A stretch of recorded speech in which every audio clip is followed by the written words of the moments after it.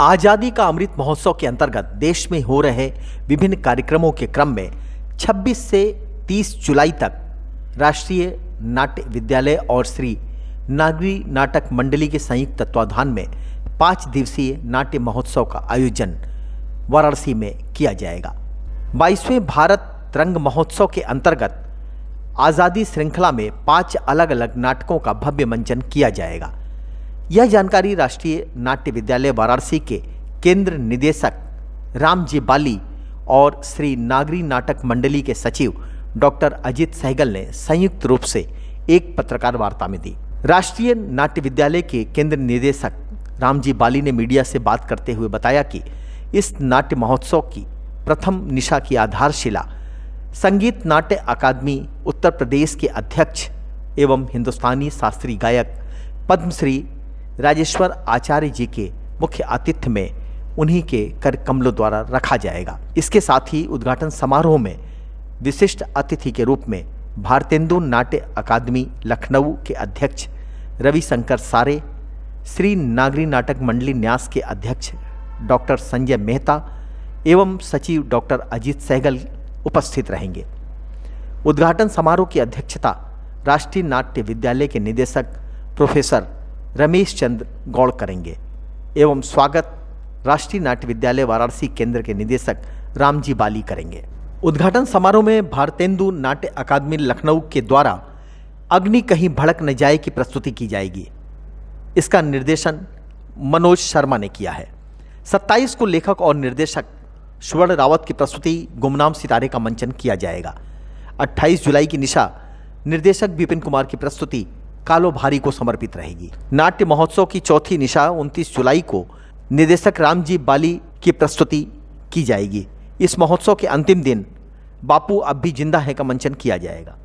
उद्देश्य ये है कि पूरे देश में आज़ादी का अमृत महोत्सव मनाया जा रहा है अलग अलग तरीके से, तो इसीलिए संस्कृति मंत्रालय ने ये उपक्रम चलाया है कि देश के अलग अलग शहरों में 5-5 दिवसीय आज़ादी का अमृत महोत्सव, उसी श्रृंखला में ये नाट्य आयोजन यहाँ हो रहा है। 26 से 30 तारीख तक श्री नागरी नाटक मंडली में उसका मंचन होगा 5 नाटकों का।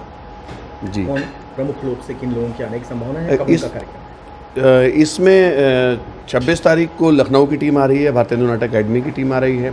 उससे अगले दिन राष्ट्रीय नाट्य विद्यालय की एक इकाई है TI विंग, जो बच्चों के लिए नाटक करते हैं, उनकी टीम आ रही है दिल्ली से। उसके बाद हमारा एक सेंटर है सिक्किम में, वहाँ की टीम, वहाँ की जो नेपाली भाषा में और जो हिंदी मिक्स, वो टीम आ रही है। और उसके अगले दिन जो वाराणसी केंद्र की प्रस्तुति है कालिदास का नाटक विक्रमोर्वशीयम, वो हमारे यहाँ के छात्र प्रस्तुत करेंगे।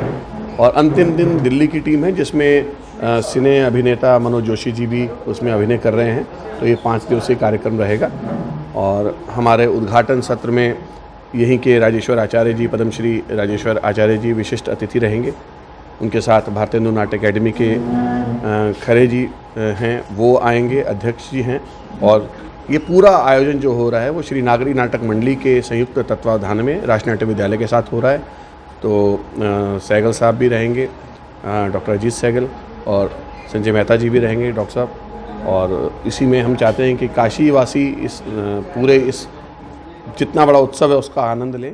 के क्षेत्र में राष्ट्रीय नाट्य विद्यालय का एक बहुत बड़ा योगदान है और पिछले 25 वर्षों से नागरी नाटक मंडली न्यास जो नवांकुर कार्यशाला चलाता था बच्चों को सिखाने के लिए, उसकी बैकबोन कहा जाए और पूरे उसका सपोर्ट के लिए कहा जाए तो राष्ट्रीय नाट्य विद्यालय ही करता था। वहीं से हमें टीचर मिलते थे, क्योंकि ये बहुत बड़ी और बहुत वास्ट कलाएं हैं इसमें, और विभिन्न क्षेत्रों में इसके जो है स्पेशलिस्ट होते हैं जो सिखाते हैं। तो हमेशा से ही नागरी नाटक मंडली न्यास जो है राष्ट्रीय नाट्य विद्यालय के साथ जुड़ के काम करता रहा है, उनके डायरेक्शन पे काम करता रहा है।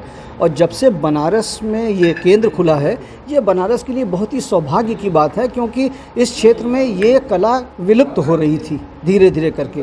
और राष्ट्रीय नाट्य विद्यालय के इस केंद्र के आने के बाद से फिर से लोगों में जागृति आई है। और जो ये लोग सिखा रहे हैं, यहाँ नंबर ऑफ़ सीट्स अभी बहुत कम है, उम्मीद करता हूँ भविष्य में ये बढ़ जाएंगी। लेकिन जो लोग पढ़ करके निकल रहे हैं, जो लोग विद्या को जान रहे हैं, वो भविष्य में इसको अपने प्रोफेशन के रूप में भी अपना सकते हैं। ये एक बहुत बड़ी बात है। और आजकल ज़्यादातर बहुत से ऐसे बच्चे हैं जो पढ़े लिखे होकर के और ग्रेजुएशन में कर रहे हैं, पोस्ट ग्रेजुएट हैं, वो लोग इस विधा को सीख रहे हैं और सामने आ रहे हैं।